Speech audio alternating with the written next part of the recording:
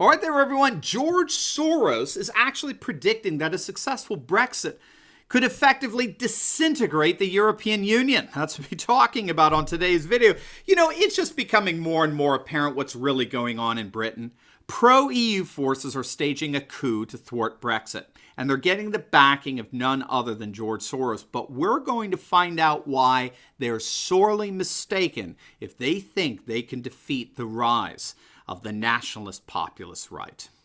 But first, the devastating effects of Hurricane Dorian that we saw over the past week serves as reminders to all of us that the last thing we want to do is wait for a disaster before we respond to one. The way we protect our loved ones is by preparing for emergencies.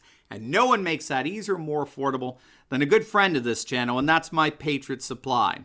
Now, September is National Preparedness Month, and in honor of that, my Patriot Supply is offering you $100 off a 4-week emergency food supply if you click on the link down below to my special website. You heard that right. We're talking $100 off, okay? And they'll even throw in free shipping with your order. But don't wait until it's too late. Get prepared by clicking on the link below and get your 4-week emergency food supply today. All right, as the British Parliament has been disbanded for the next few weeks, we are beginning to find out what's really behind the coup d'etat by leftist globalists within the Conservative Party who defected from the Tories to hand over control of Parliament to Jeremy Corbyn's Labour Party and the Liberal Democrats. Now, we all know that Guy Verhofstadt, who's the chief negotiator for the Brexit representing Brussels, the EU, we now all know that he said publicly that a successful Brexit would in effect implode the EU. We know that he thinks that. Well, now we know that the globalist mastermind George Soros has expressed the very same concerns. He also believes that a successful Brexit could in fact unleash what he's calling a general exodus that would involve the disintegration of the EU. He wrote an op-ed in the publication Market Watch that Remainers have to do everything they possibly can at their disposal to prevent a successful Brexit. He actually made a bit of a faux pas, whether he realizes it or not. These were comments he made just before the European parliamentary elections back in May. And he warned his fellow globalist sympathizers that if they didn't act decisively, eventually the European Union, I kid you not, he actually said this, eventually the European Union will go the way of the Soviet Union. Not realizing, of course, that so many of us believe the EU is the new Soviet Union. They are the new Marxist dictators who refuse to allow sovereign nations to leave their dictatorial whims. Now, we know he's given around £500,000 to Best for Britain, which is a pro-Remainer organization, and he's even said in the past that he fully expects the Brexit to be thwarted.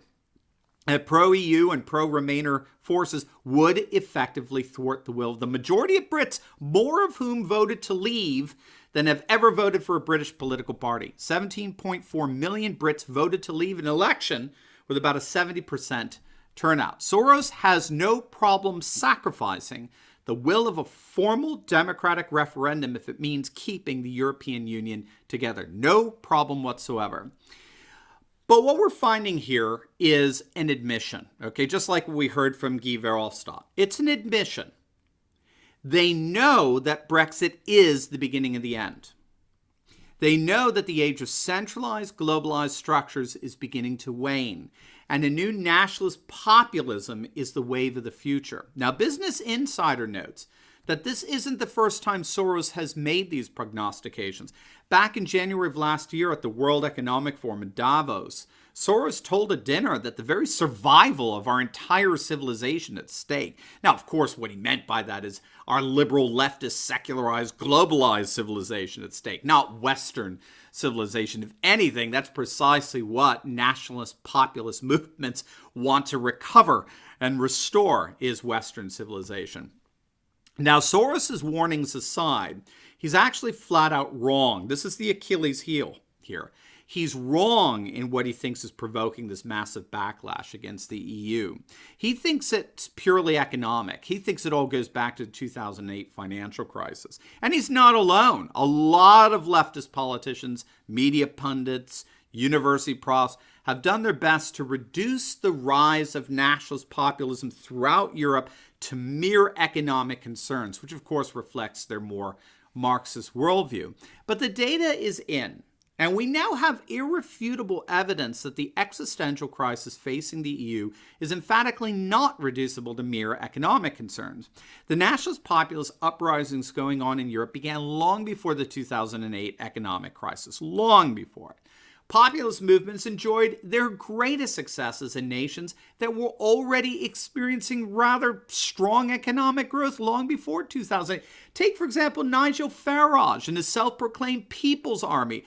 They first stormed the political stage in the European parliamentary elections back in 2004, and it was just after 48 consecutive periods of economic growth, drawing tremendous support from rather affluent conservatives. And in terms of the working class, one study found that before the 2008 economic crisis, working class voters were twice as likely as their middle class counterparts to vote for nationalist populists in Austria, 3 times as likely in Belgium and France, and 4 times as likely in Norway. Or take Brexit itself as another example. Britain's National Centre for Social Research found that over 50% of Britain's population supported leaving the EU or at least radically altering it for the last 20 years. This was not an 11th hour decision. People have been unhappy with the EU long before the 2008 financial crisis, long before the 2015 migration crisis. If anything, those were just straws that broke the proverbial camel's back. Brexit was decades in the making, which of course is a truth that's rather uncomfortable for liberal globalists to hear. Now, having said that, Soros is not the only one who sees the collapse of the EU as seemingly imminent. A rather prominent British historian by the name of Neil Ferguson sees the EU beginning to crack from both external pressures and internal pressures. Externally, the EU is being squeezed by the economic power of the United States on the one side and China on the other. And largely because of the incompetence of Brussels, it's just simply not able to economically compete with these two powers.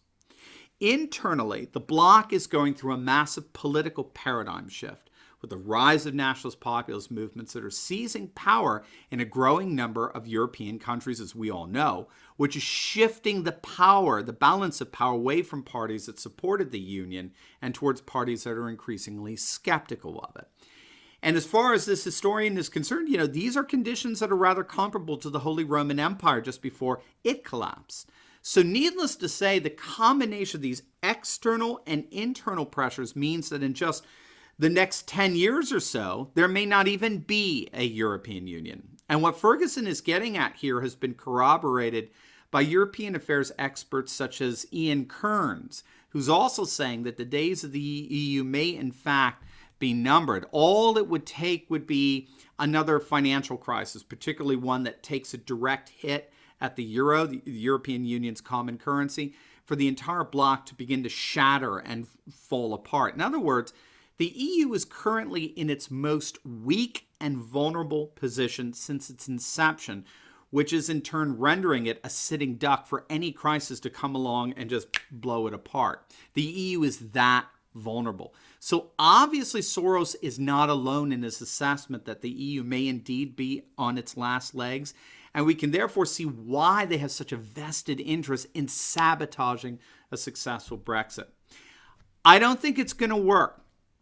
Again, they're under the illusion that the backlash against the EU is fundamentally economic. That as economic fortunes begin to stabilize, all their efforts to save the EU, including thwarting Brexit, will pay off, no pun intended, and the EU will live to see another day with Britain fully within its fold.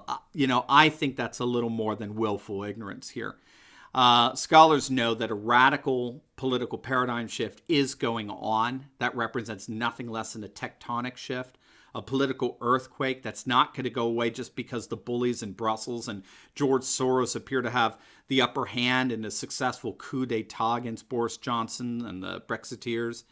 British populism will continue to grow, and if anything, their Brexit efforts will only inspire other European populations to reconsider their relationship with such obvious dictatorial tendencies coming from Brussels. Now, before you go, we just loaded up a great video on Justin Trudeau's nightmare coming true. A new study just came out that shows that nationalist populism is actually surging among Canadians just ahead of their national election. It'll make your day. So make sure to click on the thumbnail on the top left of the video, and I'll see you over there. God bless.